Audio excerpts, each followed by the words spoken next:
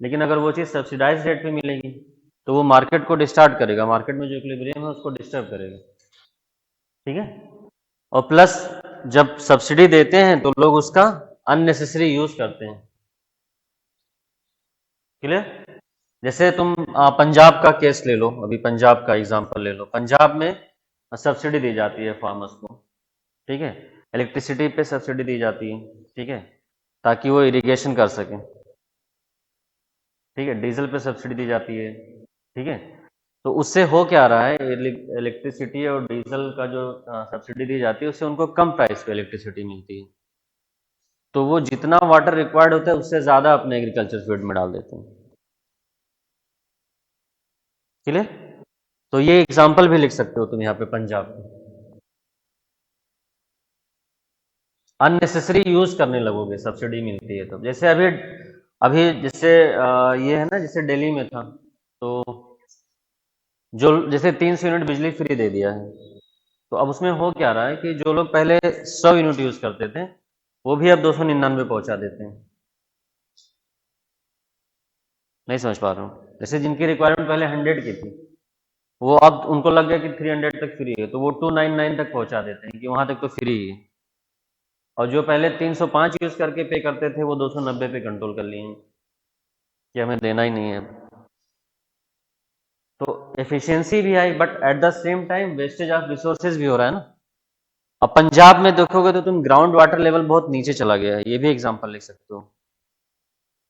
उससे क्या हो रहा है, उससे यूट्रोफिकेशन होता है। यूट्रोफिकेशन कोई जानता है, ये वाला वर्ड किसी ने सुना है? तुम लोग की क्लास चली है ना,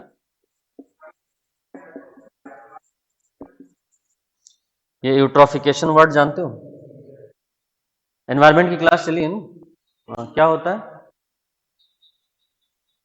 हाँ,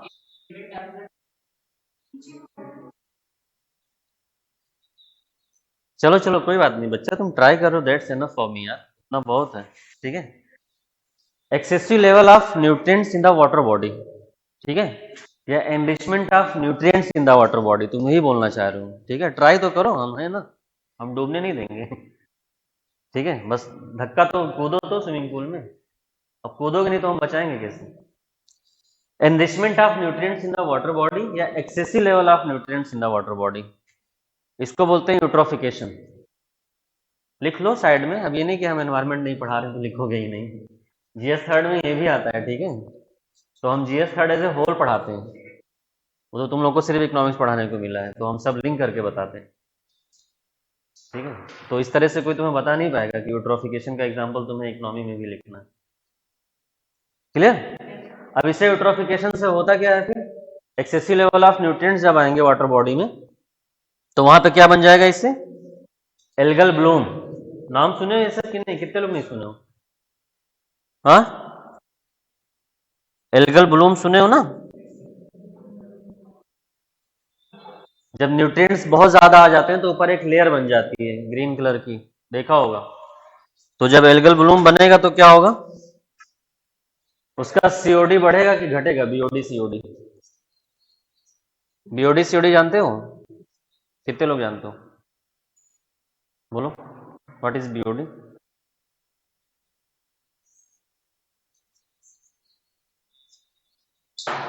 हाँ, what is biological oxygen demand?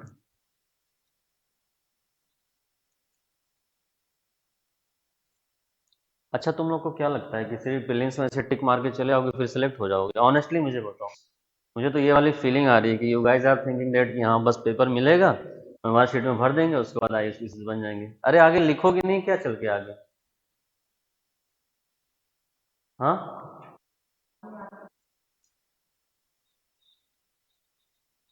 बेटा आई एम जस्ट आस्किंग कि बायोलॉजिकल ऑक्सीजन डिमांड होता क्या है, बस इतना बता दो, बाकी और सब कहानियां छोड़ो। इंट्रोडक्शन में लिखोगे ना, पूछेगा what is BOD and what is the impact of BOD on the ecosystem, तो बताओगे नहीं कि बीओडी ये होता है, फिर शुरू हो जाओगे कहानियां लिखना। बीओडी ये वर्ड सुने, बायोलॉजिकल ऑक्सीजन डिमांड, और सीओडी। सीओडी क्या होता है, केमिकल ऑक्सीजन डिमांड। तो बीओडी क्या होता है, बीओडी और सीओडी में डिफरेंस होता है। देखो ये सब तो हालत है, तुम लोग पढ़े हो कि नहीं पढ़े हो? तुम तो एग्रीकल्चर वाले हो, तुम बताओ। वो तो उसका इम्पैक्ट है। बीओडी होता क्या है, बीओडी से फिर डिजॉल्व ऑक्सीजन कम हो जाता है। तो बीओडी है, बीओडी मतलब क्या होता है, अमाउंट ऑफ ऑक्सीजन रिक्वायर्ड, ठीक है, to dissolve organic components in the water body. ठीक है, तो अमाउंट ऑफ ऑक्सीजन ज्यादा रिक्वायर्ड होगा, लिख लो इसको, amount of oxygen required to dissolve the organic component in the water body, उसको हम लोग बीओडी बोलते हैं। ये सब सीखो तुम लोग धीरे धीरे करके, नहीं तो लिख नहीं पाओगे एग्जाम में, पेन चलेगा नहीं, पेलिंग्स निकाल के करोगे क्या? ठीक है, लिख लिया सबने? अब देखो ऑक्सीजन जब वाटर बॉडी में एल्गल ब्लूम होगा, ऊपर लेयर लग जाएगी, तो क्या होगा, ऑर्गेनिक मैटर्स बढ़ जाएंगे ना उसमें, उसको फिर डिकम्पोज करने के लिए तुम्हें ज्यादा ऑक्सीजन की जरूरत होगी, है ना? तो जब ज्यादा ऑक्सीजन की जरूरत होगी तो तुम्हारा डिजॉल्व ऑक्सीजन, जो वाटर में ऑक्सीजन डिजॉल्व है, वो कम हो जाएगा ना, है कि नहीं? तो जब एल्गल ब्लूम बढ़ेगा उसमें, तो क्या होगा तुम्हारा बीओडी, ये भी बढ़ जाएगा, बढ़ेगा कि नहीं? क्योंकि इसको कम करने के लिए ऑक्सीजन लेवल ज्यादा चाहिए होगा, तो ऑक्सीजन बीओडी ज्यादा हो गया अमाउंट, और जब बीओडी ज्यादा हो जाएगा तो डिजॉल्व ऑक्सीजन जो है वो कम हो जाएगा, जो ऑक्सीजन वाटर में डिजॉल्व है वो कम हो जाएगा ना, क्योंकि वो यहाँ यूज हो रहा है इसको डिकम्पोज करने में।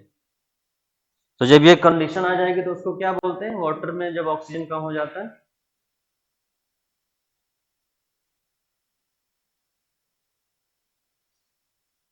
एनवायरमेंट क्लास नहीं हुई ना अभी?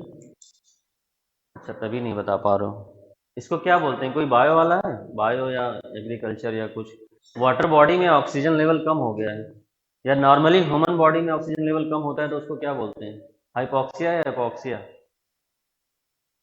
कौन है बायो वाला? कोई है नहीं बायो का, क्या बोलते हैं?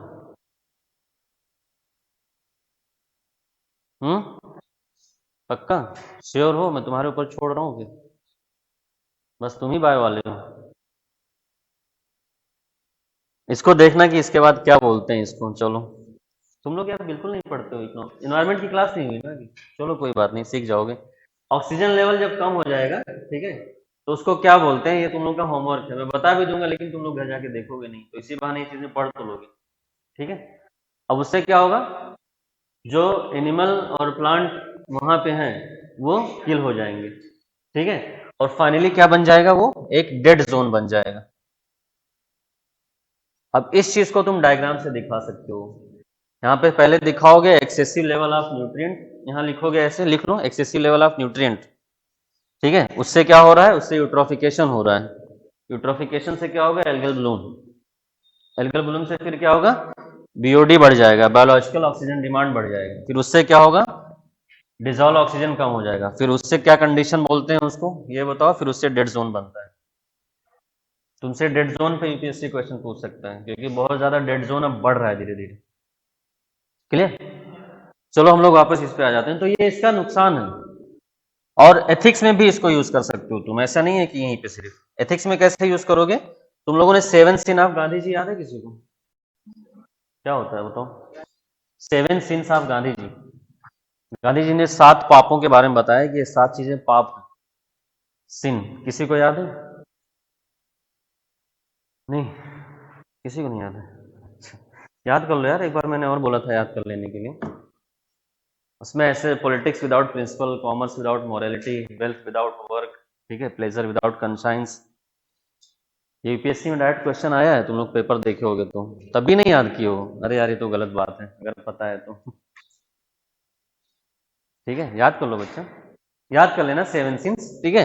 जैसे इसको क्या बोल सकते हो कि सब्सिडी जो है उससे क्या हो रहा है, वेल्थ विदाउट वर्क, है ना, वेल्थ मिल रहा है तुम्हें विदाउट वर्क, कोई काम किए हुए, तो इट इज अ सिन।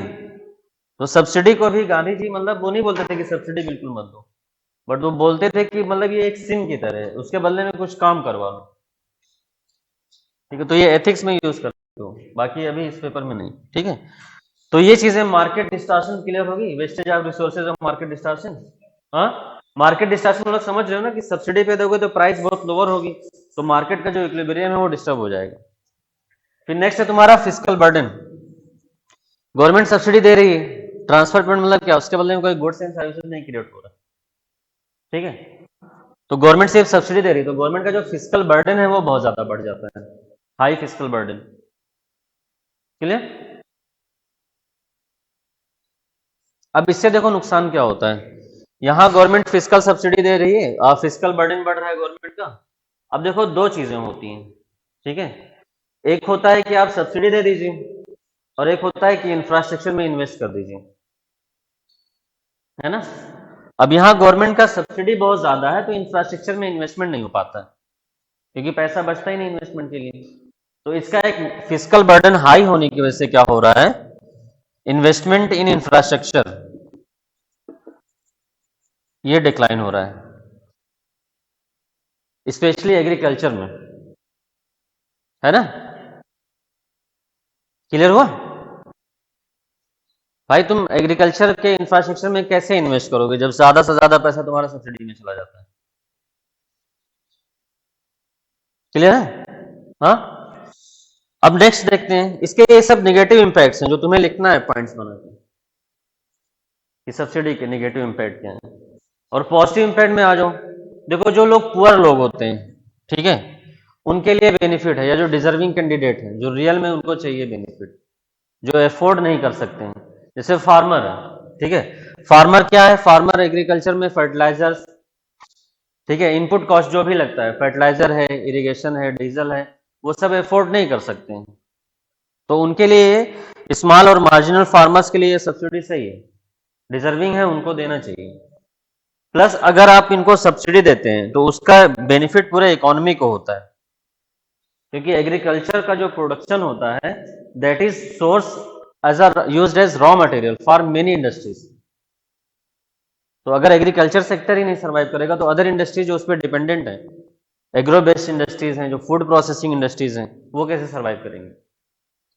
तो इसलिए पॉजिटिव इंपैक्ट इसका क्या है कि इसको देना चाहिए, क्योंकि जो पुअर या डिजर्विंग कैंडिडेट हैं, फार्मर्स हैं, उनको ये फायदा पहुंचाता है। फिर जो इकोनॉमी एज अ होल को बेनिफिट पहुंचाता है, क्योंकि कई सारी इंडस्ट्रीज जो हैं वो उससे लिंक्ड है, agriculture, agro based industries, food processing industries, और भी कई सारी इंडस्ट्रीज में एज ए रॉ मटेरियल या एज एन इनपुट यूज होता है एग्रीकल्चर प्रोडक्ट्स, तो उसके लिए भी जरूरी है ये। अब इसमें भी देखो प्रॉब्लम है, ये सब्सिडी जो दे रहे हैं, ठीक है, एग्रीकल्चर सब्सिडी, उसमें भी प्रॉब्लम है। इसमें जो स्मॉल और मार्जिनल फार्मर्स हैं, ठीक है, they are not having the access to formal credit system, that's why they resort to the money lenders. Clear. तो उनको जो सब्सिडी मिलनी चाहिए होती है वो उनको मिल नहीं पाती, क्योंकि वो फॉर्मल सिस्टम से जाते ही नहीं है, वो पैसा जाके मनी लेंडर से ले लेते हैं और डेट में फंस जाते हैं,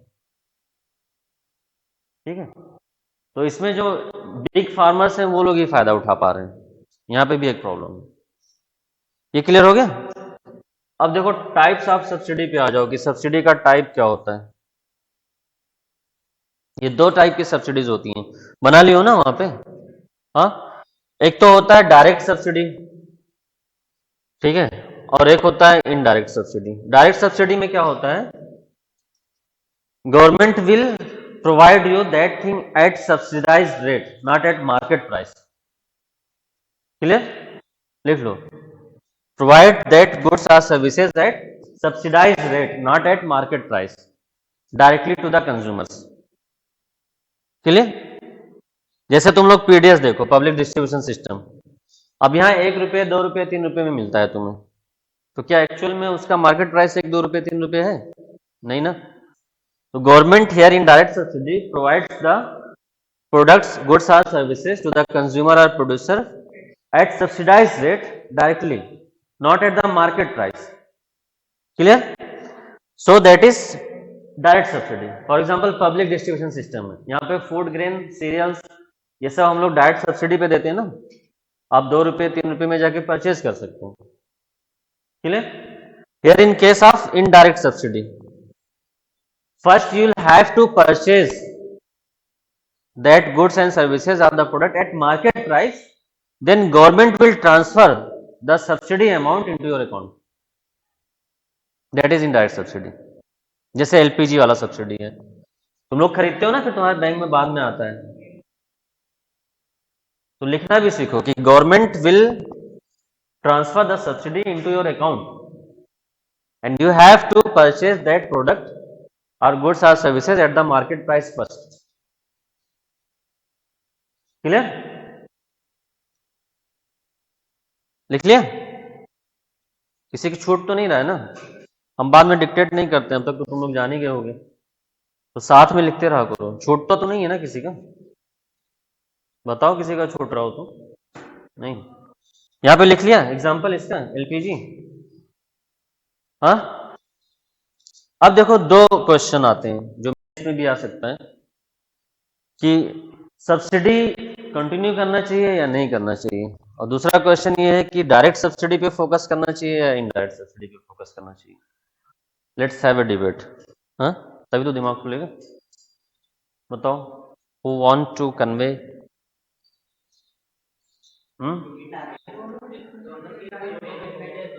एक एक करके बोलो, तब तुम समझ में कौन कौन बोलना चाह रहा है, बताओ। अब देखो कोई नहीं बोल रहा है, भीड़ में सब लोग बोल रहे हैं, बोलो।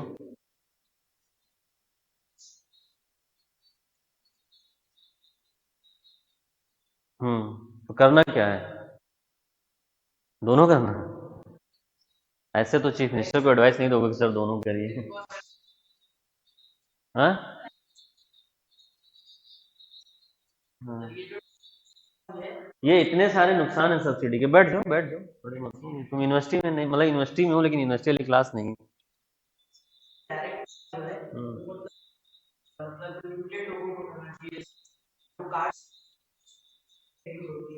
हम्म, हम्म,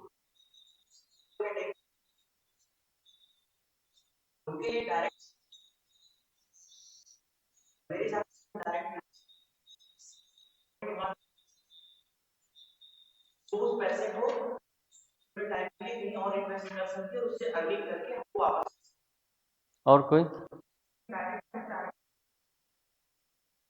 इनडायरेक्ट में टारगेटिंग अच्छी हो जाती है। चलो, और कोई? मतलब इतना तुम लोग को अभी समझ आया कि नहीं समझ में आया, ये बताओ। आ गया है ना? हाँ,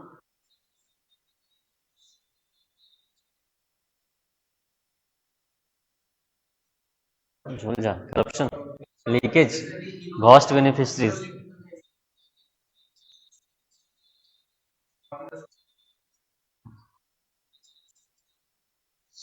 चलो, और कोई कुछ बताओ। चलो बताओ तो हम आगे कंटिन्यू करें।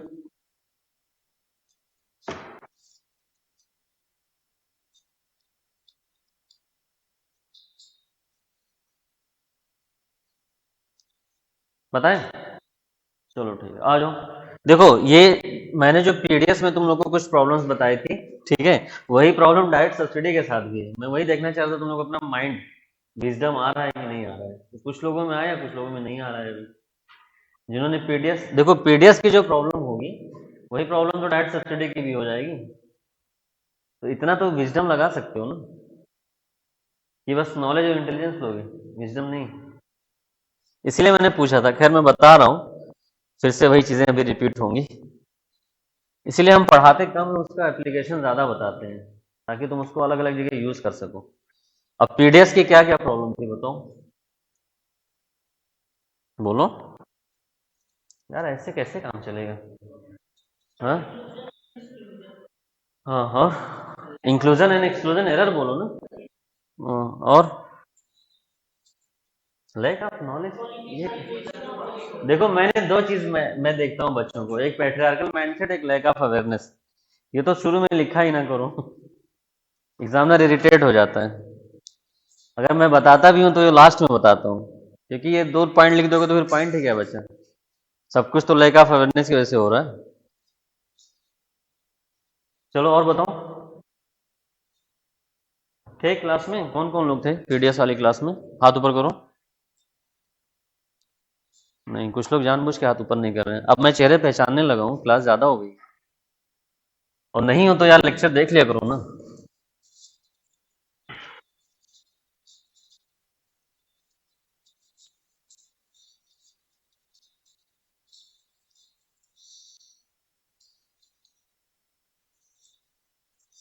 चलो देखो, पीडीएस की जो प्रॉब्लम है वही डायरेक्ट सब्सिडी की प्रॉब्लम है, तो दोनों एक साथ करके लिख लो, ठीक है।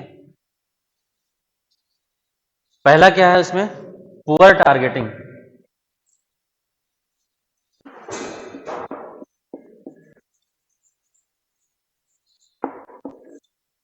पुअर टारगेटिंग,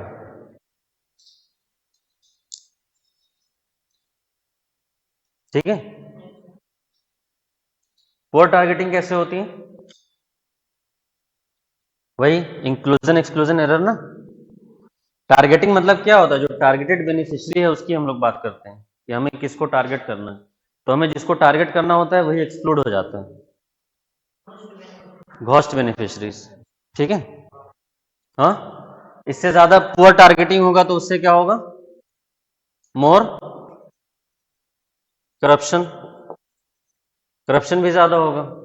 लिख लो ये पॉइंट्स।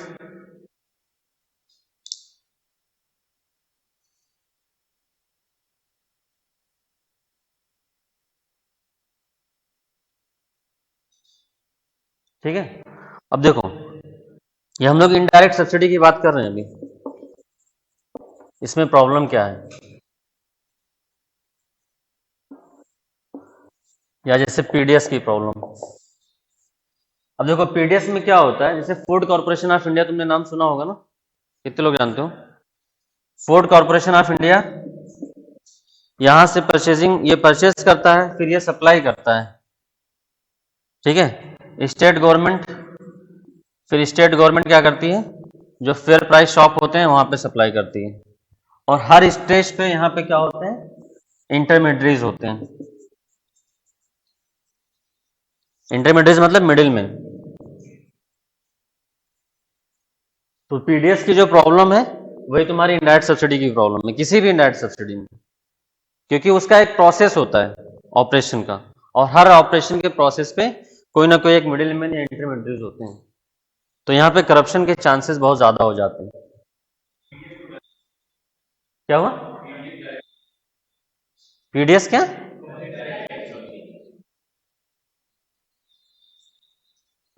अरे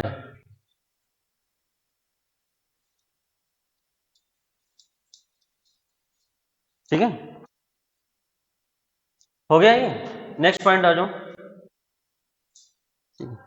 देखो पीडीएस में जो मैंने बताया था कि ब्लैक मार्केटिंग होती है, डाइवर्ट हो जाता है, तो ये प्रॉब्लम हर सब्सिडी में हो सकती है, ब्लैक मार्केटिंग।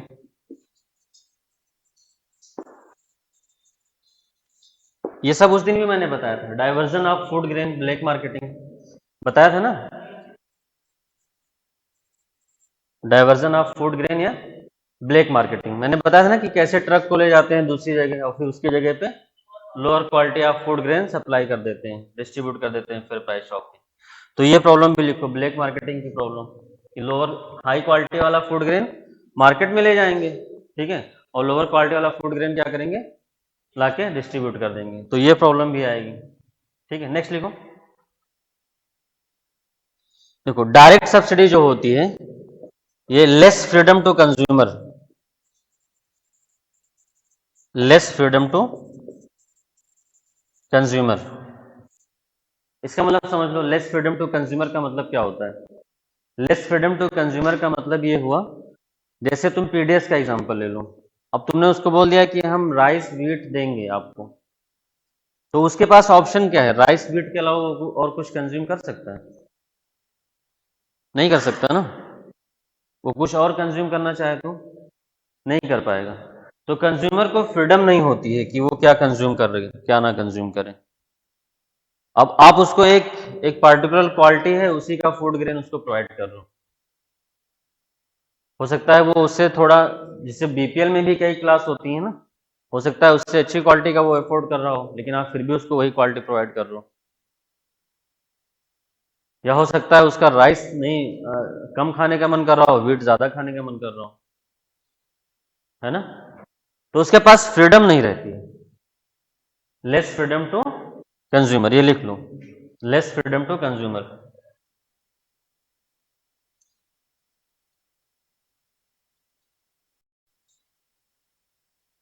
क्लियर। अब देखो इसका एक और नुकसान क्या है पीडीएस का? More burden on the government, more burden on, ये सब पॉइंट्स लिख रहे हो कि नहीं?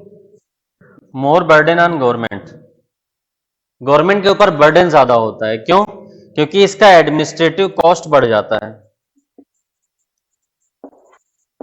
एडमिनिस्ट्रेटिव कॉस्ट इंक्रीज हो जाता है। अब तुम इमेजिन करो, गवर्नमेंट क्या है, पहले परचेज करती है फूड ग्रेन, फिर एफसीआई में रखती है, फिर वहां प्रोक्योरमेंट कास्ट आता है, फिर वहां से सप्लाई लॉजिस्टिक कॉस्ट आता है, फिर स्टेट गवर्नमेंट, फिर फेयर प्राइस शॉप, तब जाके कंज्यूमर तक मिलता है ना? तो ये गवर्नमेंट के ऊपर और ज्यादा बर्डन बढ़ जाता है। इनडायरेक्ट में इसका फायदा मिल जाता है ना, डायरेक्ट अकाउंट में पैसे ट्रांसफर कर दो। तो ये सब प्रॉब्लम्स लिख लो, ऐसे लिख लियो, किसी का छोटा तो नहीं है? बताओ, बोलो कौन कौन से पॉइंट्स लिखे हो अभी, इसके यहाँ पे मैंने लिख दिया, सब लोग लिख लिए हो? एफसीआई से फिर स्टेट गवर्नमेंट के पास जाता है, फिर फेयर प्राइस शॉप के पास जाता है, तो हर स्टेज पे एक मिडिल मैन होता है, तो करप्शन के चांसेस और ज्यादा बढ़ जाते हैं।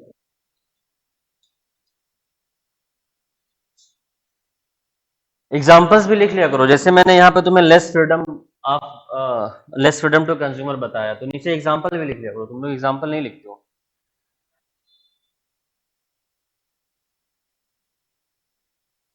क्लियर?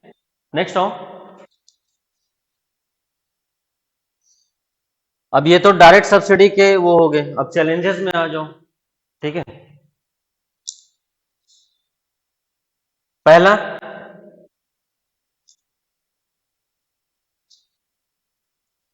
डायरेक्ट के चैलेंजेस,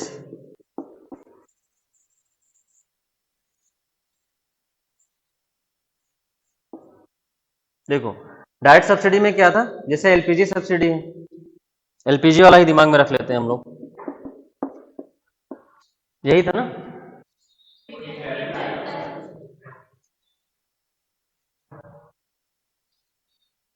अरे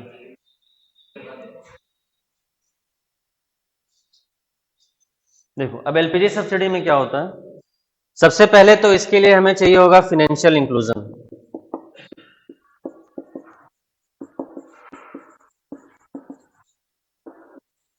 तुम किसके अकाउंट में पैसा ट्रांसफर करोगे जब अकाउंट ही नहीं रहेगा? भाई अगर मान लो एलपीजी सिलेंडर कोई ले रहा है, तो उसका अकाउंट होगा, तभी तो उसके अकाउंट में तुम पैसे ट्रांसफर करोगे। तो अभी यहाँ पे सबसे बड़ी प्रॉब्लम जो है वो है फिनेंशियल इंक्लूजन की प्रॉब्लम, और इसके लिए क्या किया गया था, पीएम जनधन योजना। अब तुम्हें पीएम जनधन योजना अच्छे से पढ़ना पड़ेगा, क्योंकि इस पे भी मेंस का क्वेश्चन बन सकता है। तो पीएम जनधन योजना इसके लिए लाया गया, बट पीएम जनधन योजना में भी प्रॉब्लम है। इसमें मेनली दो प्रॉब्लम है, हम तुम्हें बता दे रहे हैं, जो इसके साथ एसोसिएटेड है। पहला, इसमें डोरमेंट अकाउंट है। डोरमेंट अकाउंट मतलब एक बार अकाउंट ओपन हो गया है, फिर उसमें कोई ट्रांजैक्शन नहीं हो रहा है, ठीक है, और जिन्होंने अकाउंट ओपन किया उनको पता भी नहीं है कि हमारा अकाउंट ओपन है। बहुत लोगों का देखो टारगेट मिला था ना बैंक वालों को कि आपको इतना अकाउंट ओपन करना है, तो उन्होंने पकड़ पकड़ के सबके अकाउंट ओपन कर दिए, और उनको अवेयरनेस ही नहीं है कि उस अकाउंट में क्या चल रहा है क्या नहीं, तो वो अकाउंट पूरी तरह से डोरमेंट पड़ा हुआ है।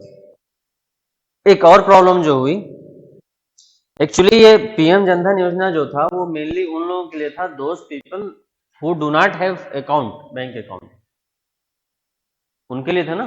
पीएम जनधन योजना का मेन मोटिव क्या था, फाइनेंशियल इंक्लूजन। और फाइनेंशियल इंक्लूजन मतलब कि for those people who do not have bank account, जिनके पास बैंक अकाउंट नहीं है। अब पीएम जनधन योजना में हुआ क्या, जिनके पास पहले से अकाउंट था उन्होंने भी जनधन योजना ओपन कर लिया, ठीक है, क्योंकि जनधन योजना से बेनिफिट भी मिल रहा था। तो those people who already have their bank account, they also open account in the Jan Dhan योजना। तो ये भी एक प्रॉब्लम है। तो फाइनेंशियल इंक्लूजन अभी जिस लेवल पे चाहिए था उतना हुआ नहीं, मतलब इंप्रूवमेंट हुआ है काफी, कई सारे अकाउंट ज्यादा खुले हैं, जो लोगों के पास अकाउंट नहीं था उनके अकाउंट भी ओपन हुए हैं। अब ये सब डेटा तुम्हें देखना पड़ेगा, बट अभी जो दो मेन प्रॉब्लम है उसमें ये डोरमेंट अकाउंट और डुप्लीकेट अकाउंट। या those people who already have account they have open there Jan Dhan account. तो जिस लेवल का फाइनेंशियल इंक्लूजन चाहिए वो नहीं हुआ है। तो एलपीजी सब्सिडी ट्रांसफर कहाँ करोगे जब बैंक अकाउंट ही नहीं है ना। तो फाइनेंशियल इंक्लूजन इसकी सबसे बड़ी प्रॉब्लम है। नेक्स्ट लिखो, lack of identification of beneficiary, problem in identification of beneficiary, problem in identification of beneficiary. देखो जैसे अभी पीडीएस वाला है ना, तो पीडीएस वाले में तुम राशन कार्ड लेके डायरेक्ट फेयर प्राइस शॉप पे जाओगे और जिसका राशन कार्ड होता है उसी को मिलता है ये, तुम और किसी को नहीं दे सकते हो। वो अलग बात है उसमें फेक राशन कार्ड बनवा लेते हैं लोग, लेकिन जिसका राशन कार्ड है उसी को जाना होता है, वही वहां पे अंगूठा लगाता है तब मिलता है ना, और किसी को नहीं मिलता है। वो अलग बात है तुम फेक बनवा लो, तुम एपीएल के हो तब भी बीपीएल बनवा लो, वो सब हम लोग डिस्कस कर चुके हैं, ठीक है। बट यहाँ पे क्या होता है ना, यहाँ पे सिर्फ डॉक्यूमेंट्स लगते हैं तुम्हारे। तो यहाँ पे कोई भी, जो मान लो कोई पर्सन डेड है, ठीक है, उसके नाम पे भी तुम अकाउंट खुलवा लो। भाई केवाईसी तो बाद में होगा ना, अकाउंट तो पहले खुल गया, ठीक है। या जो पर्सन एलिजिबल नहीं है उसको भी पेपर में एलिजिबल दिखा दो कि ये बीपीएल में है, इसको इस सब्सिडी चाहिए, है ना। तो यहां पे भी आइडेंटिफिकेशन की प्रॉब्लम बहुत ज्यादा आती है। यहाँ पे ज्यादा है, यहाँ पे कम है, क्योंकि यहाँ पे चांस क्या है, यहाँ पे जब तुम जाओगे फेयर प्राइस शॉप पे तो तुम ही जाओगे, जिसके नाम पे कार्ड बनता है उसी का सिग्नेचर वहां पहले लगता था, और जब आधार नहीं आया था तो अंगूठा लगवाते थे वो लोग, ठीक है। तो उन्हीं को मिलेगा जिसके, जो रियल में एलिजिबल। बट यहाँ पे क्या है, यहाँ पे पेपर वर्क में तुम आइडेंटिफिकेशन जो है उसमें करप्शन कर सकते हो, बहुत लोग करते भी हैं, ठीक है। जैसे अभी देखा होगा तुम लोगों ने, कुछ लोग ईडब्ल्यूएस का सर्टिफिकेट भी बनवा लिए हैं, है नहीं, ऐसे समझ लो, बन गया कि नहीं बन गया, हाँ। तो यहाँ पे भी ऐसे पेपर वर्क है, करवा लेते हैं, तो यहाँ पे भी वो प्रॉब्लम आती है। लिख लो इसको, आइडेंटिफिकेशन ऑफ बेनिफिशियरी।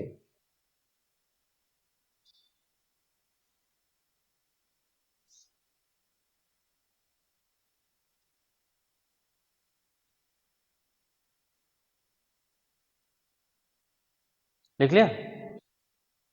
नेक्स्ट लिखो, possibility of less cash with beneficiary, possibility of less cash with beneficiary and direct subsidies are not adjusted for inflation.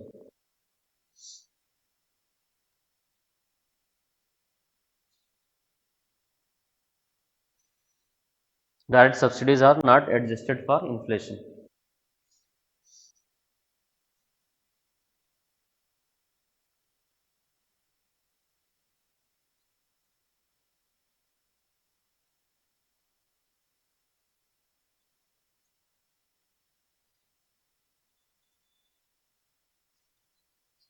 Possibility of less cash with beneficiary and direct subsidies are not adjusted for inflation.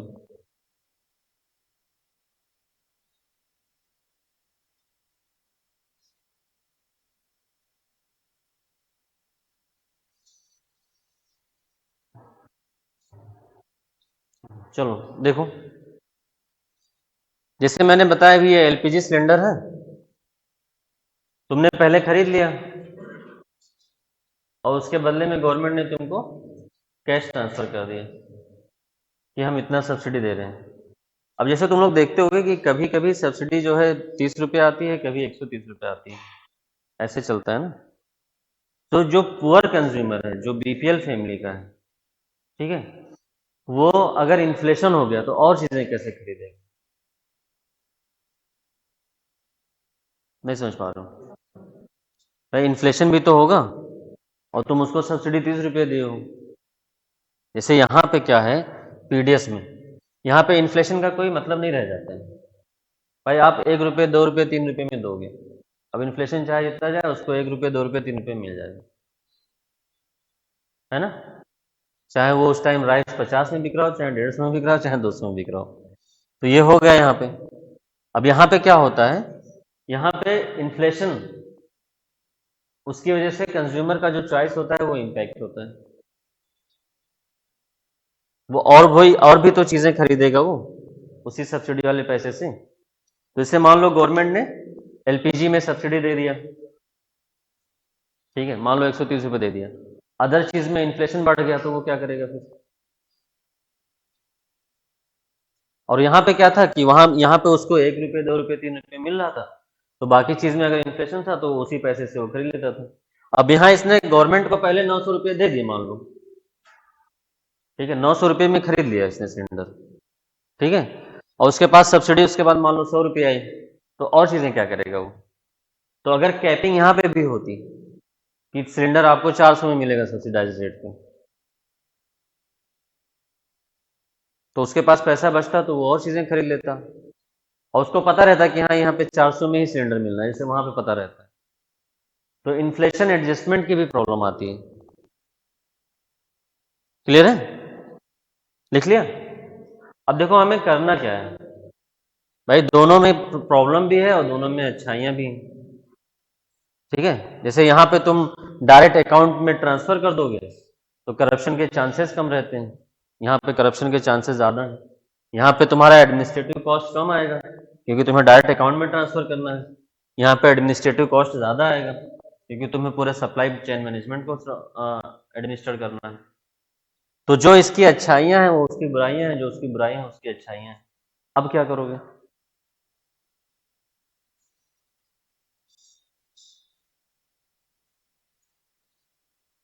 बोलो।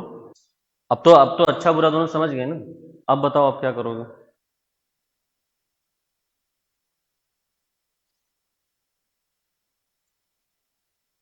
अच्छा, अभी तुम लोगों को सबसे ज्यादा अच्छा कौन सा लग रहा है इतना समझने के बाद। हाँ, इनडायरेक्ट ना। हाँ, कि डायरेक्ट वाला अच्छा लग रहा है। हाँ, चलो इसका कंक्लूजन लिख के लाना तुम लोग कि मैं बता दूं। पहले ट्राई करो, थोड़ा सा कुछ करो तुम लोग, नहीं तो फिर वो ऐसे स्पून फीडिंग जैसा हो जाता है।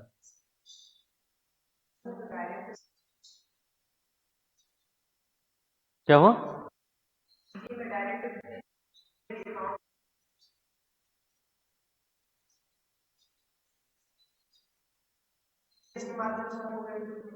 क्या बोल रहे हो, तेज बोलो।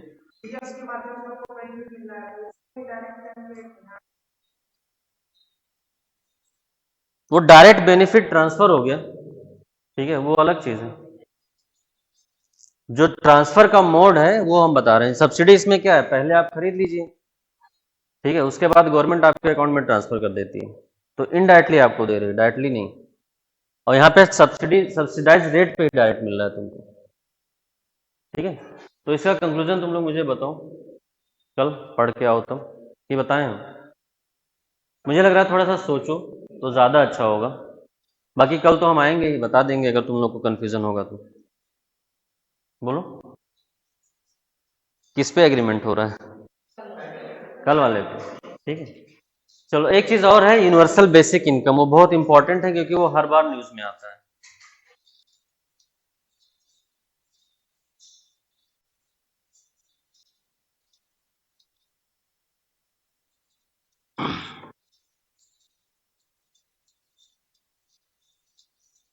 सुने हो तुम लोग यूनिवर्सल बेसिक इनकम के बारे में, कितने लोग सुने हो, कोई है, क्या होता है यूनिवर्सल बेसिक इनकम। हम्म,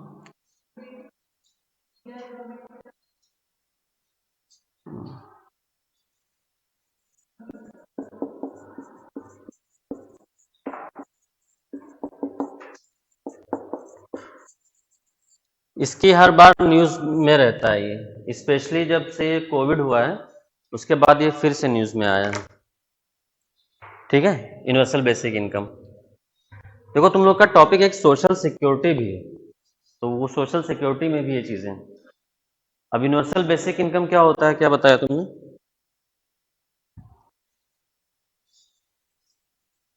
देखो इसमें दो तीन चीज़ें हैं, एक तो यूनिवर्सल है, एक बेसिक है, एक इनकम है। अब बताओ।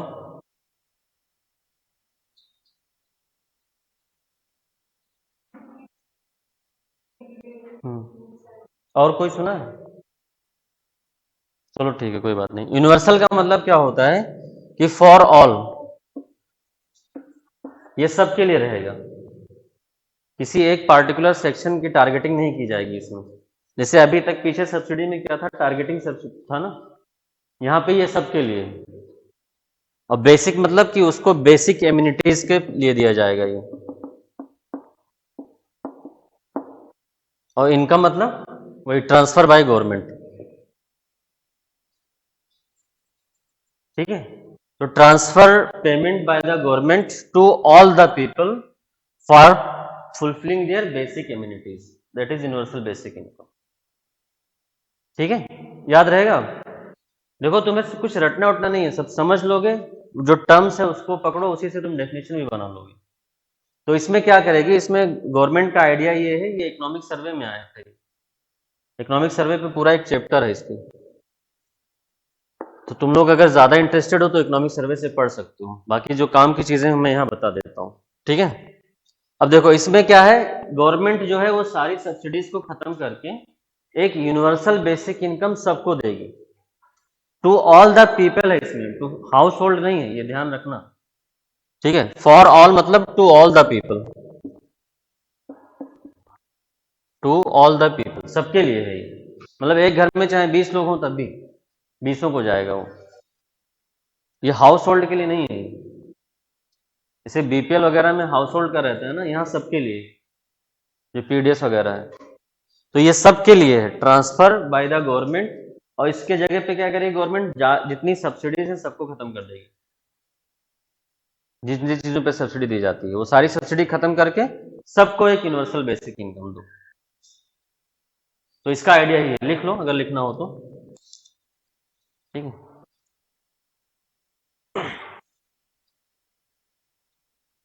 देखो it is unconditional transfer made by the government to all the people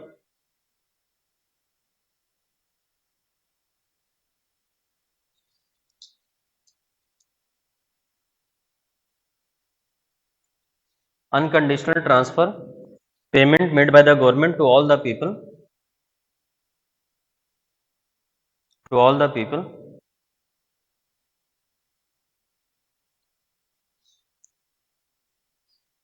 for fulfillment of their basic need,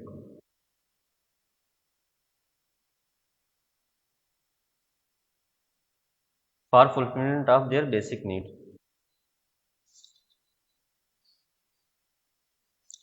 अब देखो इसके बेनिफिट्स क्या हैं।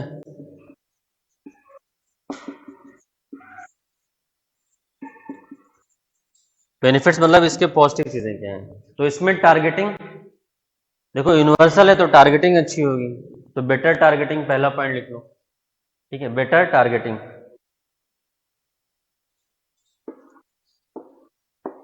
Better targeting. यूनिवर्सल है ना, तो अब जो टारगेटिंग वाली प्रॉब्लम आती थी अभी पीछे, वो यहाँ पे प्रॉब्लम नहीं आएगी, सबको मिलना है। तो कोई fake beneficiary, ghost beneficiary, inclusion exclusion error, ये सब नहीं रहेगा ना इसमें। पीछे सब प्रॉब्लम थी ना, यहाँ पे वो प्रॉब्लम नहीं होगी। सेकंड पॉइंट लिखो, मोर फ्रीडम ऑफ चॉइस।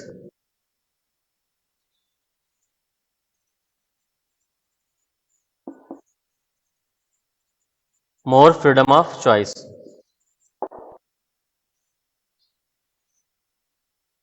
ठीक है,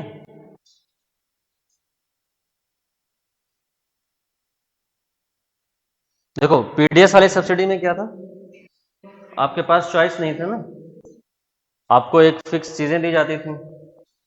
तो ये होता है इनडायरेक्ट वाले में, हमेशा ये रहेगा। अगर आप इनडायरेक्ट सब्सिडी दोगे तो उसमें उसके पास चॉइस नहीं रहेगी, क्योंकि उसको वही चीजें खरीदनी है। क्लियर। और डायरेक्ट वाले में क्या होता है, उसके पास चॉइस रहती है, वो चाहे तो उस पैसे से कुछ और चीजें खरीद सकता है। अब यहाँ पे क्या है, यहाँ पे वो झंझट ही नहीं है, सबको आप एक यूनिवर्सल बेसिक इनकम दे रहे हो, उसके ऊपर डिपेंड करता है वो जो चीज चाहे खरीदे और जो चीज चाहे ना खरीदे। तो इसके पास चॉइस बहुत होती है कंज्यूमर के पास, more freedom of choice to consumer. वो उन पैसे से जो चीज़ चाहे वो खरीद सकता है ना अपने नीड के हिसाब से। वो फोर्स नहीं होगा कि आपको इतना राइस खरीदना है, इतना व्हीट खरीदना है, या आपको राइस या व्हीट ही खरीदना है। भाई पैसा मिल गया, उसकी जो नीड है उसी हिसाब से वो चीज़ें खरीद लेगा। क्लियर? नेक्स्ट बेनिफिट लिखो इसका। ठीक है, it will work like insurance. It will work like insurance. Insurance कैसे? वो उसको हेल्थ में, एजुकेशन में, इन सब पे भी खर्च कर सकता है ना। वहां पे तो उसको फोर्स हो गया ना कि भाई आपको पीडीएस से इतनी सब्सिडी मिल रही है। मान लो कोई फार्मर है, वो पहले से राइस ग्रो किए हुए, वो सब्सिडाइज रेट पे राइस लेके क्या करेगा, है ना। अब यहाँ पे क्या होगा, वो अपने बच्चों को हेल्थ और एजुकेशन पे खर्च कर सकता है। इस पे बहुत डिबेट होता है, अभी कोविड के बाद से ये चीज़ और इम्पोर्टेंट हो गई। लोग बोल रहे हैं कि अब सबके पास एक यूनिवर्सल, कोविड के बाद सब लोग यही बोल रहे हैं, सोशल सिक्योरिटी का जो कॉन्सेप्ट है वो कोविड के बाद ज़्यादा इम्पोर्टेंट हुआ है। वहीं पे हाँ,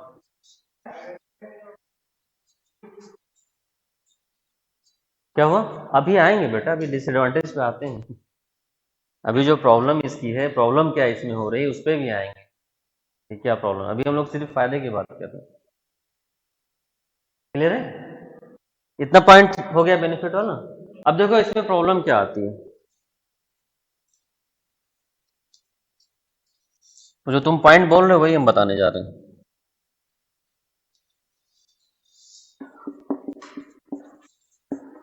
इश्यूज क्या है इसमें, क्या प्रॉब्लम है। ठीक है, अभी तक ये इम्प्लीमेंट नहीं हुआ, जबकि इकोनॉमिक सर्वे ने इसका आइडिया बहुत पहले दे दिया था। 2018 में शायद इसका आइडिया पहली बार आया था, यूनिवर्सल बेसिक इनकम। ऑलमोस्ट 5 साल होने वाले, अभी तक ये इम्प्लीमेंट नहीं हुआ, तो मतलब कुछ प्रॉब्लम होगी अभी। तो पहली जो इसमें प्रॉब्लम है वो लिखो। ठीक है, देखो पहली प्रॉब्लम है इसमें वेस्टफुल एक्सपेंडिचर। वेस्टफुल एक्सपेंडिचर, है ना। अभी तुम राइस व्हीट देते हो तो वो घर में जाके यूज तो होता है। हाँ, अब इसमें क्या होगा, वेस्ट, अब डायरेक्ट सबके उसमें अकाउंट में पैसा जाएगा। ठीक है, अभी देखो जो पुअर क्लास होती है उनके उनके पास जनरली एक हैबिट होती है, नॉट ऑल पुअर, अफेंड नहीं होना है किसी को, बट जनरली जो लोअर क्लास है, जो पुअरेस्ट क्लास है, उनके पास एक हैबिट होती है, वो दिन भर काम करते हैं और रात में दारू पी के, ठीक है। अच्छा, ये एलिट क्लास में भी होता है, ऐसा नहीं है, ठीक है। मतलब इंडिया में या बहुत सारी कंट्रीज में ऐसा होता है कि उनको डेली दारू चाहिए, और फिर उसके बाद ऐसी हम लोग की अपब्रिंगिंग होती है बचपन से, मतलब दारू पी के पीटता है, फिर भी मेरा पति मेरा देवता है ना। यही सिखाया जाता है, अरे बेटा एडजस्ट करो कुछ दिन तक, अभी सुधर जाएगा। फिर उससे उसके पहले तो देखो इंडिया में प्रॉब्लम क्या होती है ना, कि कोई बच्चा बिगड़ा हुआ होता है तो लोग बोलते हैं सोसाइटी वाले, अरे इसकी शादी कर दो सुधर जाएगा। तो कैसे सुधर जाएगा जो पहले से बिगड़ा हुआ है, शादी से कैसे सुधर जाएगा, मैं आज तक ही नहीं समझाऊं। हाँ, जो रिस्पॉन्सिबल होगा वो पहले से उठाएगा ना, इसीलिए तो पॉवर्टी खत्म नहीं हो रही है। भाई ऐसे लोगों की तो शादी करनी नहीं चाहिए। भाई जो जो लड़का मतलब 25 साल का हो गया है, ठीक है, 30 साल का हो रहा है, वो अपने पेरेंट की रिस्पॉन्सिबिलिटी नहीं उठा रहा है, तो वो किसी और लड़के की रिस्पॉन्सिबिलिटी कैसे उठा लेगा।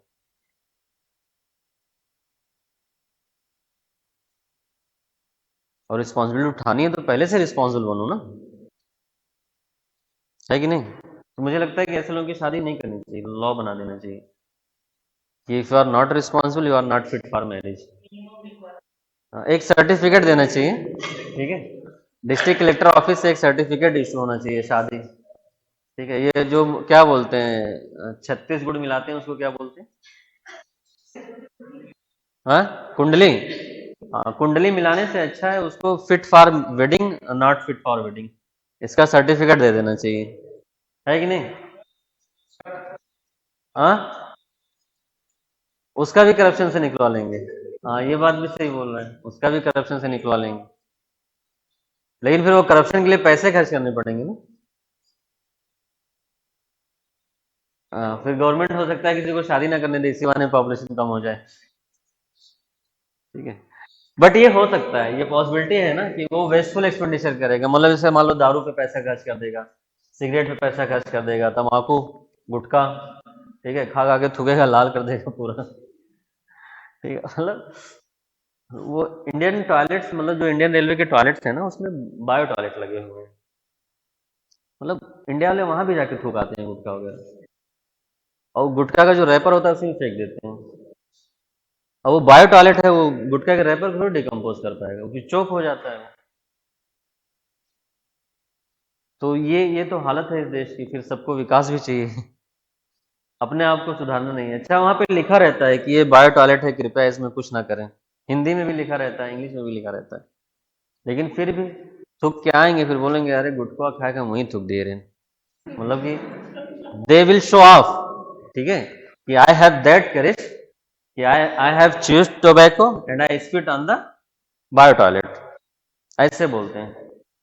ठीक है, वो हम लोग के साइड की लैंग्वेज है ऐसे, वो लोग ऐसे प्राउड फील करते हैं कि अरे अब मैं गुटखा खाया और ट्रेन की बोगी में ही थूक दिया और कोई नहीं रोक पाया, टीटी के सामने थूक दिया मैंने, तो उसमें क्या तुम्हारा ही नुकसान हो रहा है। इसीलिए तो डेंगू इतनी बुरी तरह से फैला है लखनऊ में। भाई तुम साफ सफाई अपने घर के आसपास की कर लो, डस्टबिन में कूड़ा फेंको। ठीक है, यहाँ पे मैंने देखा अभी हजरतगंज में चले जाओ, 20 22 25 साल के जो लड़के लड़कियां होती हैं, वहाँ चाय पियेंगे, कुल्हड़ ऐसे फेंक देंगे सड़क पे, कोल्ड ड्रिंक पियेंगे, बॉटल वहीं रख के चले जाएंगे। स्पेस बना हुआ है ना, पार्क वगैरह में चले जाओ, जहाँ खाना खाएंगे वहीं सब कुछ छोड़ के भाग लेंगे। भाई पॉलीथीन या रैपर कुछ भी लेके जाओ, उसी में पैक करके, बगल में डस्टबिन रहता है, तो वो सब आते हैं। तो ये आदत यहाँ पे भी है, वेस्टफुल एक्सपेंडिचर हो सकता है। ठीक है, जिन चीजों पे जरूरत नहीं है वहां पे भी खर्च करेगा। ठीक है, सेकंड लिखो, मोरल हैजार्ड। मोरल हैजार्ड, ये सब तुम जीएस थर्ड के भी एग्जांपल में यूज कर सकते हो, यूनिवर्सल बेसिक इनकम का, वही वेल्थ विदाउट वर्क वाले में, है ना, एथिक्स में नहीं कर सकते हो। तो ऐसे सोचो बेटा, मतलब पेपर में तुम्हें मतलब कुछ अलग से कोई ज्ञान नहीं आएगा, इसीलिए जीएस 4 में बच्चों के मार्क्स बहुत कम आते हैं, क्योंकि वो जो जीएस 1 2 3 में पढ़े हैं ना, उसको वहाँ यूज नहीं कर पाते हैं, और पढ़ाने वाले भी ऐसे पढ़ा नहीं पाते हैं, ये भी एक रीजन है। तो मोरल हैजार्ड मतलब क्या होगा? It will disincentivise to seek the job, disincentivise to seek the job, है ना। भाई हर महीने तुम्हें पैसे मिल रहे हैं, तो तुम अपनी तरफ से थोड़े एफर्ट करोगे कि मुझे जॉब चाहिए, बेसिक तो तुम्हें मिल ही रहा है ना। तो एक प्रॉब्लम ये आ जाएगी, इसको मोरल हैजार्ड बोलते हैं, कि भाई आपको पैसा मिल रहा है कि आप बेसिक इम्यूनिटीज पूरी करिए, इसका मतलब नहीं कि आप काम करना बंद कर देंगे।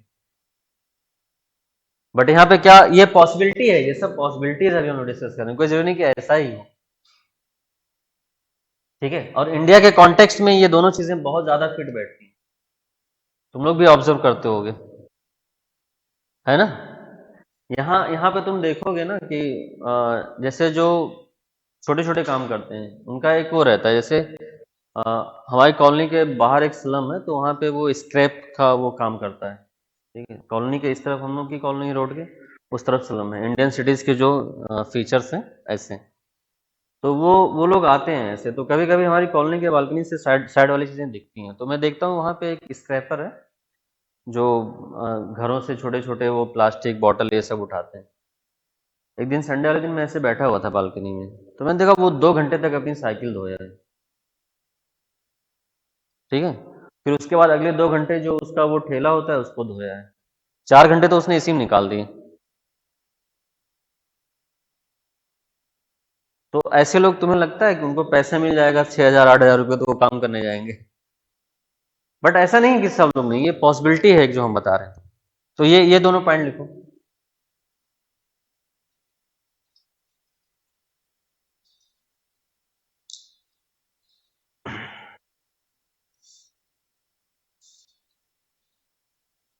ठीक है।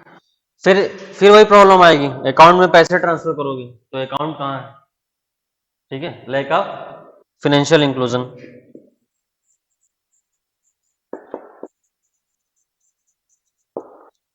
लैक ऑफ फाइनेंशियल इंक्लूजन ना, अकाउंट में पैसे ट्रांसफर करो तो उसके लिए अकाउंट भी तो चाहिए।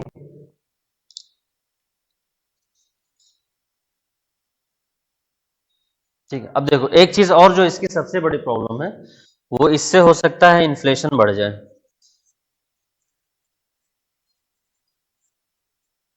इन्फ्लेशन,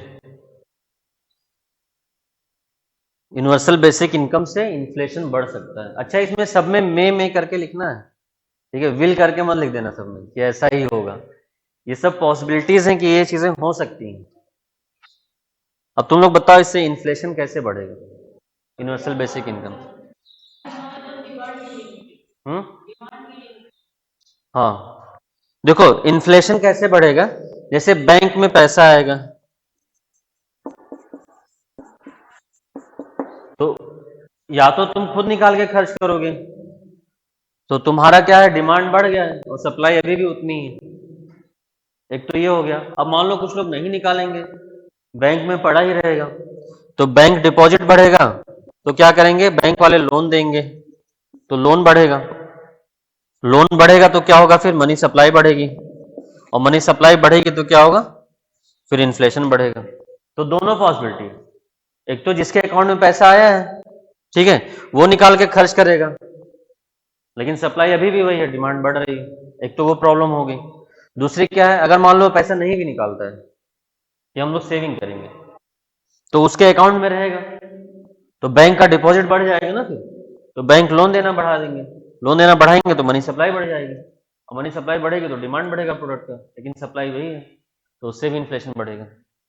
तो ये वाला फिगर ऐसे बना लो कि बैंक डिपॉजिट बढ़ जाएगा, पहले तो वो लिख लो कि डायरेक्टली वो खर्च करेगा, डायरेक्ट एक्सपेंडिचर करेगा वो निकाल के, तो उससे भी क्या होगा, डिमांड बढ़ेगी ना। भाई तो हर अकाउंट में 8,000 6,000 आ रहा है, तुम निकाल के खर्च करोगे, सब लोग के अकाउंट में आ रहा है, सब लोग खर्च करेंगे, तो एक तो ये हो गया, इससे भी इन्फ्लेशन हो सकता है। दूसरा क्या है, मान लो वो डिपॉजिट करते बैंक में, तो बैंक का डिपॉजिट बढ़ेगा तो बैंक अपने पास रखे थोड़ी रहेगा, भाई उसको भी तो इंटरेस्ट देना है वापस, तो बैंक क्या करेगा, लोन देगा, तो लोन बढ़ेगा तो क्या होगा, मनी सप्लाई बढ़ेगी, और मनी सप्लाई जब बढ़ेगी तो फिर इन्फ्लेशन बढ़ जाएगी, तो ये प्रॉब्लम आ सकती है। क्लियर।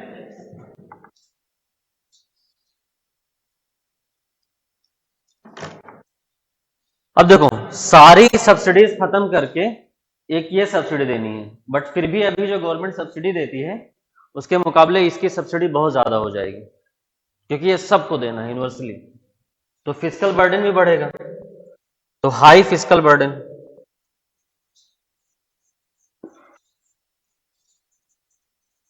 है ना, क्योंकि ये यूनिवर्सल है ना, सबको दोगे। अभी सब्सिडीज में क्या है कि वो टारगेटेड होता है, सबके लिए नहीं होता है, ठीक है। और वो जो लड़का बोल रहा था कि सर ये सबको देंगे, तो वही वाली ये प्रॉब्लम है कि सबको दोगे तो ये हाई फिजिकल बर्डन होगा, जिसको रिक्वायरमेंट नहीं है उसको भी मिल रहा है, ठीक है, अंबानी अडानी को भी मिल रहा है महीने में 6,000 8,000 गवर्नमेंट की तरफ से, है ना, यही तुम बोल रहे थे। ठीक है, चलो अब समझ में आ गया। लिख ले जाओगे तुम लोग कि नहीं, हाँ पॉइंट्स याद रहेंगे, पूछें कल आओ तब। हम्म, चलो ये चीजें हो गई। अब हम लोग आ जाते हैं सोशल सिक्योरिटी की क्यों नीड है, ये दोनों बताना जरूरी था मुझे।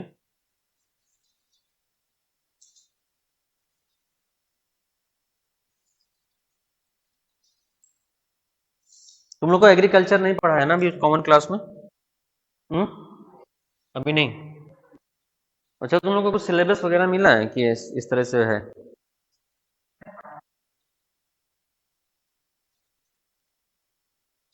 नहीं नहीं, अब ऐसा नहीं होगा, अब हम कुछ पढ़ा के जाएंगे तो 2 3 टॉपिक ही खत्म। हाँ,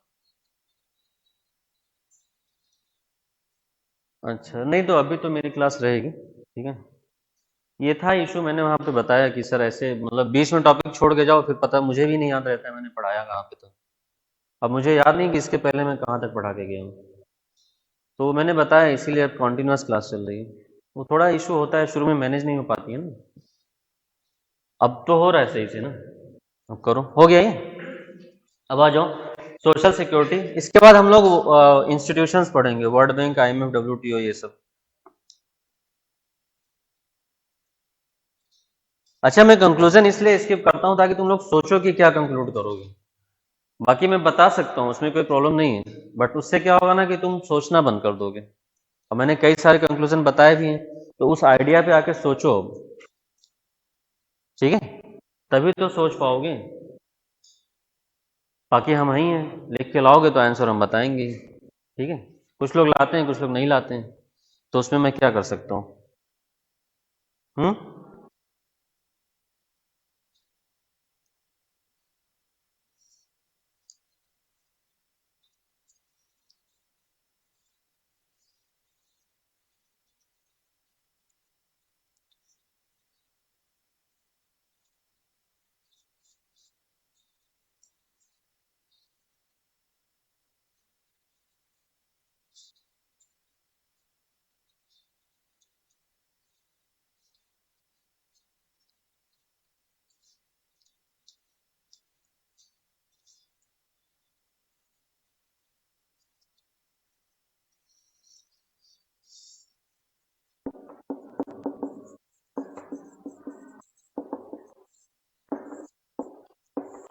अभी जो हम ये सब यूनिवर्सल बेसिक इनकम और सब्सिडी ये सब पढ़ाएं, वो सब भी सोशल सिक्योरिटी का ही पार्ट है, ठीक है। बट ऐसे भी आ सकता है कि सोशल सिक्योरिटी होता क्या है, ठीक है, वो बताओ, या सोशल सिक्योरिटी के लिए गवर्नमेंट कर क्या रही है, ठीक है। तो क्या होता है सोशल सिक्योरिटी, कोई बताएगा। जैसे अभी हमने तुम लोग को बताया था कि ऑर्गेनाइज्ड वर्कर कौन से होते हैं और अनऑर्गेनाइज्ड वर्कर कौन से होते हैं। तो अनऑर्गेनाइज्ड वर्कर या ऑर्गेनाइज्ड वर्कर में कैसे डिफरेंस करते हैं हम लोग, कोई बताएगा।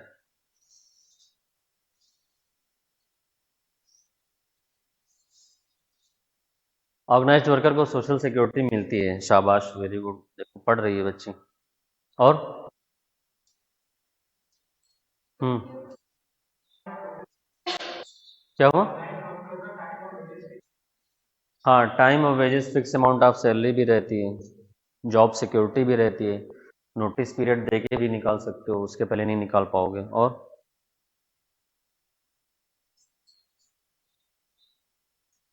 हाँ, वही सब सोशल सिक्योरिटी है, ठीक है। मैंने बताया था ना कि सोशल सिक्योरिटी का मतलब क्या होता है, कि it is a tool for removing the deprivation, removing deprivation, ठीक है, एंड फिक्स इनकम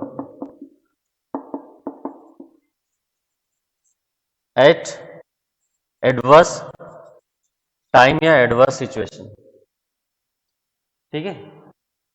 तो ये क्या है, डिप्राइवेशन को रिमूव करने के लिए एक टूल है, कि एक फिक्स इनकम मिलता रहे अगर कोई एडवर्स सिचुएशन बन गई है या कोई एडवर्स टाइम आ गया है। अब वो एडवर्स सिचुएशन, जैसे मान लो कि आप ओल्ड एज में आ गए, है ना, तो हो सकता है आपको कोई हेल्प करने वाला ना हो। भाई पॉसिबिलिटी है, या तो आपके बच्चे हों और नाकारे निकम्मे निकल जाएं, या हो सकता है आपके बच्चे ही ना हो, है ना। और ओल्ड एज में स्पेशली वीमेन, उनके साथ तो और प्रॉब्लम होती है, क्योंकि उनके पास कोई सेविंग नहीं रहती है, अपने हस्बैंड पे डिपेंड रहती हैं। हस्बैंड दे देता है तो ठीक है, नहीं देता है तो बच्चे तो मैंने बहुत कम देखा है देते हुए, मतलब देते हैं लोग, ऐसा नहीं है। बट ओल्ड एज होम में तुम जाओ तो ज़्यादा तुम्हें वीमेन ही दिखाई देंगे, क्योंकि पापा का पेंशन आ रहा होता है या पापा के पास सेविंग रहती है, तो बेटा और बहू दोनों उसकी खिदमत करते हैं। खिदमत मतलब सेवा, खिदमत उर्दू वर्ड है, ठीक है, सर्विस। बट अगर ऐसा नहीं है, इसीलिए मैं बोलता हूँ कि फीमेल का पढ़ना ज़्यादा ज़रूरी है, नहीं तो बुढ़ापे तक तुम लोग का एक्सप्लॉयटेशन होगा, एट्रोसिटीज़ होंगी, और तुम्हें सिखाया जाएगा कि तुम इसको टॉलरेट करो, ठीक है। अभी तुम्हारा पति बच्चा है, अभी रिस्पॉन्सिबल नहीं है, अभी रिस्पॉन्सिबल होगा, ठीक है। और फिर जब भी नहीं रिस्पॉन्सिबल होगा तो फिर बोलेंगे एक बच्चा कर लो, फिर रिस्पॉन्सिबल हो जाएगा। फिर बोलेंगे अच्छा नहीं, वो दो लोगों की रिस्पॉन्सिबिलिटी नहीं उठाना चाहता, एक बच्चा और करो, जब तीन लोग हो जाओगे तब वो रिस्पॉन्सिबिलिटी उठाएगा। ऐसे तो समझाते हैं माँ बाप, तो बोलते हैं बेटा हमारी नाक कट जाएगी, इतना शादी में तुम्हारे खर्च किए हैं, दोबारा तुमसे शादी कौन करेगा, ऐसे तो डराते हैं। और डरते क्यों हो? क्योंकि तुम्हारे पास कोई इनकम सिक्योरिटी नहीं है ना? तुम फाइनेंशियली डिपेंडेंट हो, तुम्हें लगता है यार कि इसका घर छोड़ देंगे तो कहाँ जाएंगे, पता नहीं मेरा भाई और भाभी घर में रहने दे कि ना रहने दे, है ना? तो तुम क्या सोचते हो कि अच्छा चलो यहीं रह लेते हैं, एडजस्ट करते हैं। तो वो एडजस्टमेंट तुम लाइफ टाइम में बुढ़ापे में आ जाओगे कि तुम्हारा बच्चा तुम्हारे काम नहीं आएगा। एक्चुअली जो ये क्लासिफिकेशन हुआ था कि men will go outside and earn money and women will take care the household and family, वो बेस्ट क्लासिफिकेशन था। और औरतें अपना पूरा काम ईमानदारी और जिम्मेदारी साथ कर रही थी, अभी भी कर रही हैं, लेकिन मेल को इस चीज का एहसास नहीं हुआ ना। वो हमेशा अरे तुम करती क्या हो, दिन भर घर में रहती हो। एक दिन घर में रह के देखो तब पता आएगा कि वो कितना काम करती है। ठीक है, अभी एक हफ्ते मेरी मेड नहीं आई थी तो मुझे एहसास हो गया कि कितना काम होता है, सच में। और वो मेड वाला सारा काम मम्मी और बहनों से करवाते हो, वो एहसास नहीं होता है। तो ये ओल्ड एज में प्रॉब्लम हो सकती है, या हो सकता है तुम जॉब कर रहे हो, तुम्हें मैटरनिटी हो गई, प्रेगनेंसी है, उस टाइम पे तुम्हारा खर्चा कैसे चलेगा फिर, है ना? या हो सकता है तुम काम कर रहे हो लेकिन तुम अनऑर्गेनाइज्ड वर्कर हो, है ना? अनऑर्गेनाइज वर्कर मतलब क्या हुआ, तुम्हारे पास कोई जॉब सिक्योरिटी नहीं, कोई फिक्स अमाउंट ऑफ सैलरी नहीं, ठीक है? जिस दिन काम मिला उस दिन काम किए, जिस दिन नहीं मिला उस दिन नहीं किए। या अनऑर्गेनाइज वर्कर मतलब क्या हुआ, तुम मान लो कोई दुकान खोले हुए थे, दुकान में आग लग गई, अब क्या करोगे, है ना? तो ये प्रॉब्लम हो सकती है कि नहीं? और मान लो कोई ऐसी सिचुएशन आ जाए जिससे तुम्हारा सारा काम बंद हो जाए, कोविड जैसी सिचुएशन, बहुत सारे लोग डेट में चले गए कोविड में, जिनके पास जो डेली वेज लेबरर्स थे उनको प्रॉब्लम हुई ना। तो इसके लिए हमें क्या चाहिए, हमें सोशल सिक्योरिटी चाहिए, and it is according to ILO. ILO मतलब जानते हो ना, इंटरनेशनल लेबर ऑर्गेनाइजेशन, आईएलओ। ये कब बना था? टीचर्स वाले पूछते हैं इसलिए मैं पूछ लेता हूँ, नहीं तो मुझे भी कोई शौक नहीं है। 1919 में बना था और इंडिया इसका फाउंडिंग मेंबर था, ठीक है? ट्रीटी ऑफ वर्साई हुआ था वर्ल्ड वार वन जब खत्म हुआ था, पढ़े हो, कुछ आइडिया है? चलो कोई बात नहीं, ठीक है। तो उसने भी बोला है कि ये सोशल सिक्योरिटी बहुत जरूरी है और ये यूनिवर्सली होना चाहिए, सबके लिए होना चाहिए। और यूएन ह्यूमन राइट डिक्लेरेशन में सोशल सिक्योरिटी को ह्यूमन राइट भी बताया गया है, ये एक ह्यूमन राइट है जो सबको मिलना चाहिए, क्योंकि ऐसी सिचुएशन तो सबके साथ हो सकती है ना, ठीक है? या जैसे तुम मान लो तुम्हारा एक्सीडेंट हो गया, फिजिकली हैंडीकैप हो गए तुम, अब तुम क्या करोगे, तुम्हारे पास कुछ पैसे ही नहीं है। जैसे अभी तो मैं चल फिर रहा हूँ ना, अच्छे पैसे कमा रहा हूँ, तो मुझे कोई प्रॉब्लम नहीं है। मान लो अनफॉर्चुनेटली कुछ हो जाए मुझे, तो फिर क्या होगा, है ना? या कोविड जैसी कोई सिचुएशन आ जाए, या तुम ओल्ड एज में चले जाओ, ठीक है, या तुम्हारा मैटरनिटी, भाई एटलीस्ट क्या है, कम से कम तो तुम्हें 6 महीने का लीव चाहिए ही हुआ, मतलब 3 महीना पहले का, 3 महीने बाद का, इतना तो चाहिए मिनिमम।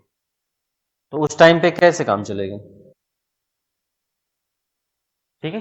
या तुम अनऑर्गेनाइज सेक्टर में हो तो वहां पे भी प्रॉब्लम आएगी। तो इस सब के लिए गवर्नमेंट ने कुछ स्कीम्स बनाई हैं, ठीक है, कि उनको एक अमाउंट मिलता रहे, एक फिक्स्ड इनकम मिलता रहे, अगर ये सब सिचुएशन भी है तब भी उनको एक इनकम मिलता रहे,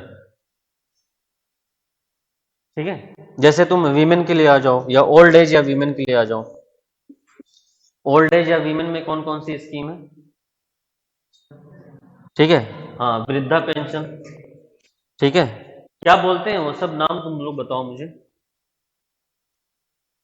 अच्छा, अटल पेंशन योजना को इसमें कहाँ रखोगे तुम बताओ? हाँ, नाम नाम सुने हो ना, अटल पेंशन योजना, कहाँ पे रखोगे? हाँ, सिर्फ ओल्ड एज के लिए? अटल पेंशन योजना यहाँ आएगा अनऑर्गेनाइज वर्कर के लिए, अटल पेंशन योजना, ठीक है?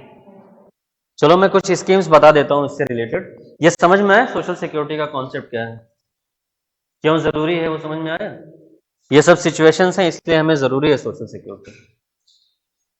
लिख लो सोशल सिक्योरिटी क्या होता है। देखो, according to ILO, social security is an approach to prevent deprivation. Social security is an approach to prevent deprivation या remove deprivation and give assurance to the individual and give assurance to the individual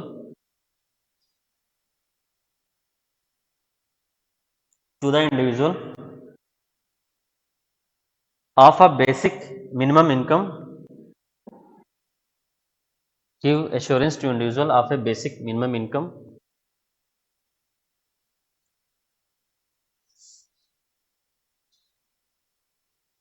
and to protect the individual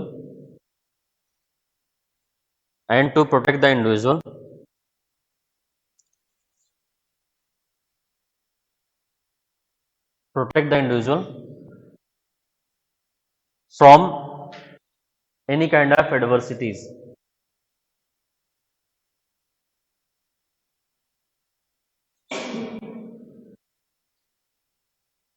Protect the individual from any kind of adversities.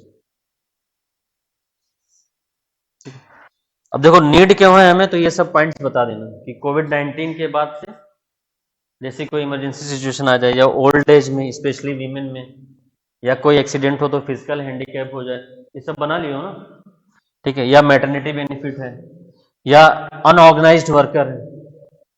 अब तुम यहाँ पे NSSO का data दे देना, कितने % unorganised worker है। देखो उस दिन बताया था ना मैंने, जब पॉवर्टी वगैरह पढ़ा रहे थे, तो 86% है ना। और सोचो इतनी बड़ी पॉपुलेशन हमारी अनऑर्गेनाइज्ड वर्कर में है, तो इन सब के लिए हमें सोशल नीड की जरूरत है। अब हम लोग आ जाते हैं अनऑर्गेनाइज्ड वर्कर्स के लिए गवर्नमेंट ने क्या क्या किया है सोशल सिक्योरिटी के। लिख लो अनऑर्गेनाइज्ड वर्कर के लिए। पहला है प्रधानमंत्री जीवन ज्योति बीमा योजना। प्रधानमंत्री जीवन ज्योति बीमा योजना,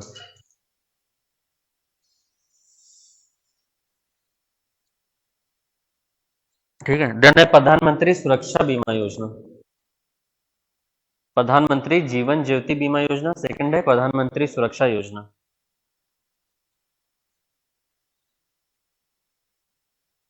ठीक है।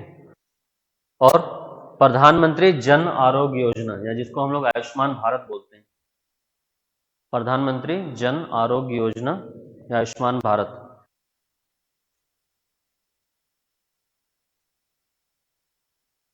ठीक है। प्रधानमंत्री श्रम योगी मानधन योजना, प्रधानमंत्री श्रम योगी, श्रम मतलब लेबर होता है, ठीक है। प्रधानमंत्री श्रम योगी मानधन योजना। अटल पेंशन योजना, अटल पेंशन योजना। गरीब कल्याण रोजगार अभियान,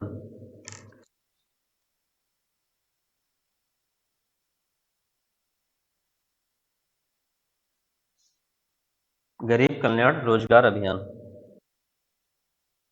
इनमें से नाम सुना है तुम लोगों ने स्कीम का? हाँ, प्रधानमंत्री जन आरोग्य योजना, आयुष्मान भारत। आयुष्मान भारत में क्या किया जाएगा? 5 लाख दिया जाएगा। किसको दिया जाएगा? पर पर्सन, पर फैमिली को दिया जाएगा, ठीक है। ये ध्यान रखना, 5 लाख दिया जाएगा पर फैमिली को,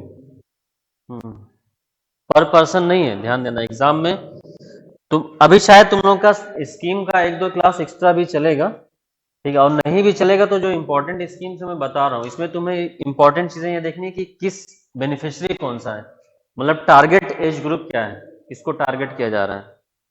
तो सब में स्कीम में तुम लोग को घर जाना है, इंटरनेट गूगल सर्च करो, सबका स्कीम का किस टारगेट एज क्या है वो लिखो, और कल ये लोग करके आना सब लोग, अगर तुम लोग कुछ करना चाहते हो तो, ठीक है। फिर कौन सा स्कीम कौन सी मिनिस्ट्री के अंडर में है, ठीक है, और उसको कौन चला रहा है। जैसे किसी स्कीम को LIC चलाती है, कुछ स्कीम को दूसरी कंपनी चलाती है, तो ये 3 चीजें करना है तुम्हें, ठीक है। और फिर बेनिफिट क्या दिया जा रहा है, मतलब कि एक बार जैसे अटल पेंशन योजना है तो 60 साल के बाद तुम्हें कितना पैसा मिलेगा, इस तरह से तुम्हें करना है। कर लोगे ये? हाँ, चलो नेक्स्ट लिखो। एल्डरली पीपल के लिए आ जाओ, ओल्ड एज के लिए। मैं सिर्फ स्कीम के नाम बता देता हूँ, तुम लोग बोलोगे तो डिटेल भी पढ़ेंगे, लेकिन फिर बहुत टाइम रह जाएगा, फिर मेन चीजें छूट जाएंगी। प्रधानमंत्री वया वंदना योजना, प्रधानमंत्री वया वंदना योजना, ओल्ड एज के लिए हम लोग लिख रहे हैं। Indira Gandhi national old age pension scheme, Indira Gandhi national old age pension scheme.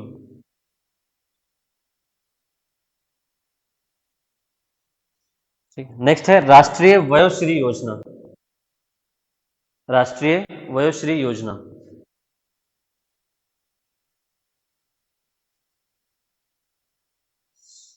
राष्ट्रीय वयोश्री योजना, राष्ट्रीय वयोश्री योजना। ठीक है, लिख लिया।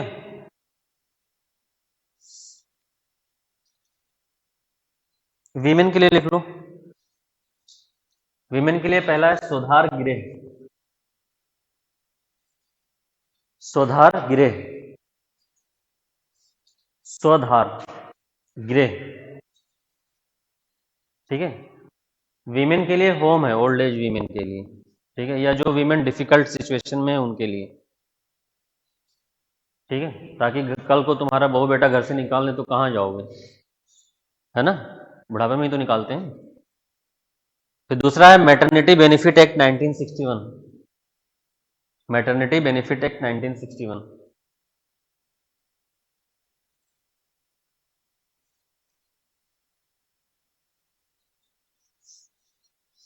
ठीक है, फिर है जननी सुरक्षा योजना, जननी सुरक्षा योजना।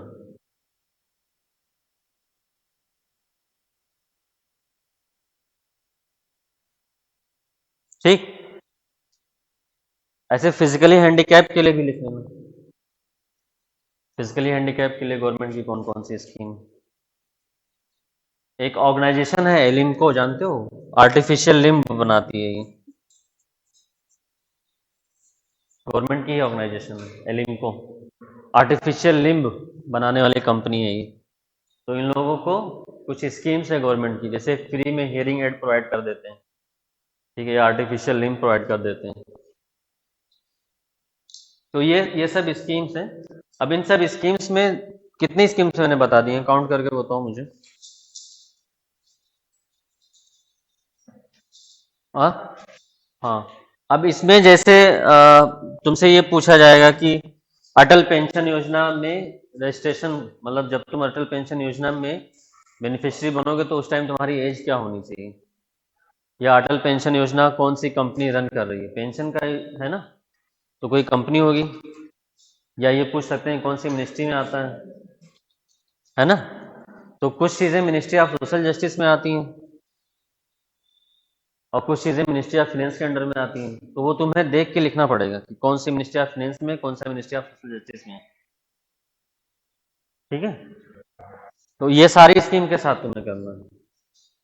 जैसे जननी सुरक्षा योजना है तो कितने चाइल्ड तक बेनिफिट मिलेगा, एक चाइल्ड तक, दो चाइल्ड तक, या मैटरनिटी बेनिफिट वीक है, ठीक है, तो कितने वीक का उसमें पेड एम्प्लॉयमेंट है, या कितने चाइल्ड तक मिल रहा है, ठीक है। अच्छा, इसमें फूड सिक्योरिटी भी आता है यहाँ पे, फूड सिक्योरिटी, क्योंकि पॉपुलेशन बढ़ रही है ना,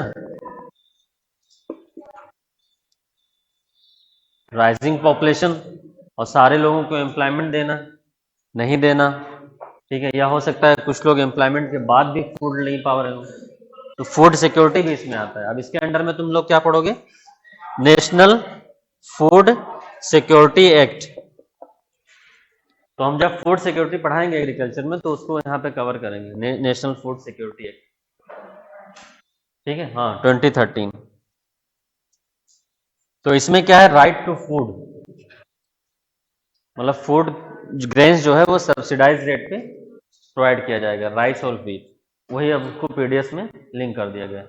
इसमें प्रेग्नेंट और लैक्टेटिंग मदर्स जो होती हैं उनको भी बेनिफिट दिया जाता है, क्योंकि प्रेगनेंसी और लैक्टेंसी के टाइम पे क्या हो सकता है कि जैसे वीमेन है वो लोग काम भी करती हैं, लेबरर्स जो डेली वेज लेबरर्स हैं वो लोग काम करती हैं ना, तो प्रेगनेंसी के 3 महीने पहले थोड़ी काम कर पाएंगी, और 3 महीने बाद नहीं ना काम कर पाएंगी,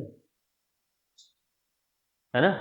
तो इसमें नेशनल फूड सिक्योरिटी एक्ट में प्रेग्नेंट और लैक्टेटिंग मदर्स को भी कवर किया गया है, प्रेग्नेंट एंड लैक्टेटिंग मदर्स। उस टाइम भी तो उनको इनकम सिक्योरिटी चाहिए ना, तभी तो सोशल सिक्योरिटी होगी। तो प्रेग्नेंट एंड लैक्टेटिंग मदर्स मतलब जो ब्रेस्ट फीडिंग करती हैं मदर, उसको लैक्टेटिंग मदर्स बोलते हैं। तो शुरू लास्ट ट्राइमेस्टर मतलब प्रेगनेंसी का लास्ट जो 3 मंथ होता है, और बेबी के डिलीवरी के बाद 3 मंथ, तो हैवी वर्क तो नहीं कर सकते ना। जैसे मान लो कहीं पे ईंट बन रहा है, ब्रिक फील्ड है कहीं पे, अब वहां पे वो लोग ईटा रख के काम करती हैं, तो अब 3 महीने पहले कर पाएंगे वो काम, या 3 महीने बाद नहीं ना। और फूड तो चाहिए, तो जनरली वो पुअर क्लास होता है, तो उसके लिए भी ये स्कीम है, नेशनल फूड सिक्योरिटी एक्ट में उनको ये कवर किया गया है। ठीक है, चलो ये सब हो गया तुम्हारा। अब कल से हम लोग इंस्टीट्यूशंस देखेंगे, वर्ल्ड बैंक, आईएमएफ, डब्ल्यूटीओ। और अब जाके जितने भी क्वेश्चंस आए हैं पॉवर्टी से, अनएम्प्लॉयमेंट से, सोशल सिक्योरिटी से, ठीक है, सब्सिडी से, फाइनेंशियल इंक्लूजन से, एचडीआई से, ठीक है, ये सारा जाके इकोनॉमिक्स का पुराना पेपर उठाओ, यूपीएससी का और पीसीएस का, उसको सॉल्व करो, ठीक है, और मेंस के भी क्वेश्चन उठाओ, उसको भी सॉल्व करो। और जहां पे कहीं फंसो, हम यहाँ रुकते हैं कुछ देर, आके हमसे पूछ लो। हम सिर्फ तुम ही लोग की वजह से रुक जाते हैं कि आके जिसको कोई डाउट हो तो पूछ लो आके, ठीक है। चलो कल मिलते हैं फिर, ठीक है।